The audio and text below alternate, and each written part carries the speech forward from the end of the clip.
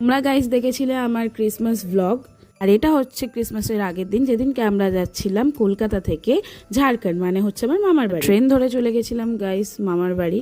আমার মামার বাড়ি যেতে প্রায় 7 ঘন্টা মতো সময় লাগে। ওখানে পৌঁছে আমার মামা আমাদেরকে নিতে চলে এসেছিল টোটো করে, আর আমরা টোটো করে চলে গেছিলাম। বাড়িতে পৌঁছে টায়ার্ড থাকার জন্য কিছুক্ষণ রেস্ট নিয়ে দেন আমরা ভাই বোনেরা মিলে দেখছিলাম পুষ্পা 2। এই দিনটা আমরা বাড়িতেই কাটিয়েছিলাম, যেহেতু পরের দিন সকাল 7টার মধ্যে আমাদের ট্রেন ধরার কথা ছিল। দেন রাতের ডিনারটা আমরা লুচি আর আলুর দম দিয়ে সেরেছিলাম। ডিনার সেরে উঠে দেখি আমার ভাই এনেছে ক্রিম কেক। তাও কিসের জন্য জানো? আমার ভাইকে বলেছিলাম যে ক্রিসমাস আছে, আমাকে ফ্রুট কেক খাওয়াতে। আর ভাই ডিরেক্ট ব্ল্যাক ফরেস্ট কেকে আমার নাম লিখিয়ে নিয়ে চলে এসেছিল, তাই আমি এই কেকটা কেটে নিচ্ছিলাম। ফ্রুট কেক খাওয়া তো হলো না। আর এই ছোট ছোট মুহূর্তগুলো ফ্যামিলির সাথে কাটাতেই সব থেকে বেশি ভালো লাগে।